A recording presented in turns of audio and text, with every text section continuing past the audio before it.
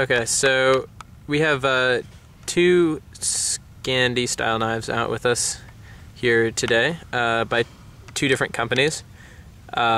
This is a knife that I own and have used by a company called Kellam, and this one is by Helle. I'm not really sure how you would pronounce that, but Helle.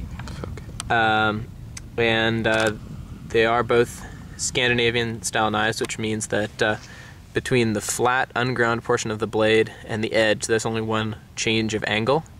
Unlike, say, a more Western, or like a tactical or utility kind of knife, where between the unground portion there is one change of angle, the primary grind, and then the secondary grind, another one right at the edge.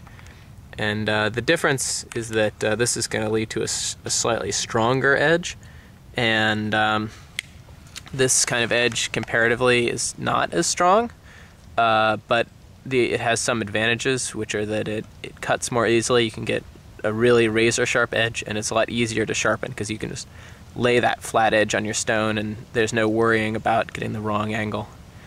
The bevel is the angle, as they say. Yeah, so they're pretty similar knives. They're both kind of average size as a Scandinavian knife goes. No big choppers there.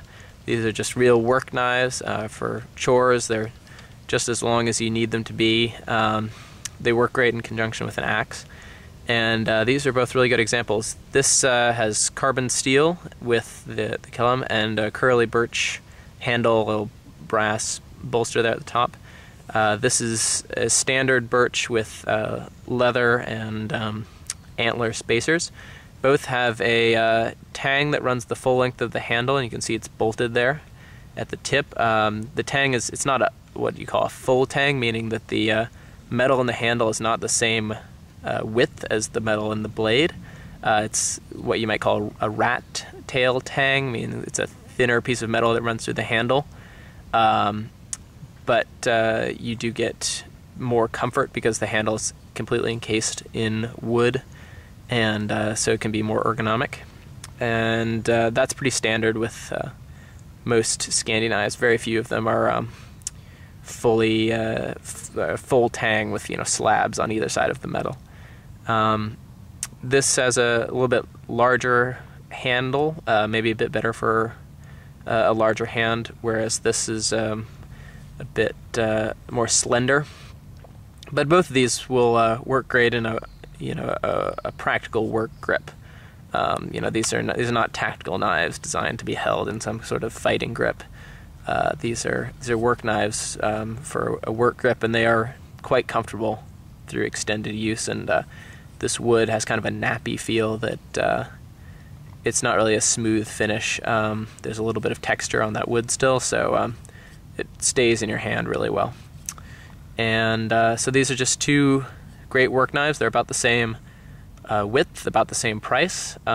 This is a laminated steel on this knife, which means that this sort of 3 bits of steel compressed together, the outer 2 pieces, are a softer steel that's tougher, and then that's sandwiching a harder steel that in the edge is made of that harder steel that is more wear resistant. It'll hold an edge longer. So that's a really cool combination. I preferred the carbon steel, but both will give you a great blade, and they both come extremely sharp from the factory, so watch out.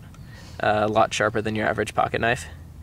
And I know from my experience this Kellam is probably the sharpest knife out of the box I've ever used. So two great practical bushcraft knives, and I would recommend both of them for bushcrafting or general outdoors use. Price-wise, they're around $80, $90 online, and I believe retail, they're above 100 or so. So same price, but very good for the money. Definitely worth it, especially if you love bushcrafting or just going out the outdoors. These are two excellent knives to have. Both very lightweight. You won't even notice them. They both come with a very good solid leather sheath, and just entirely practical, traditional knives, and they can definitely keep up with newer high-tech knives that you see out today.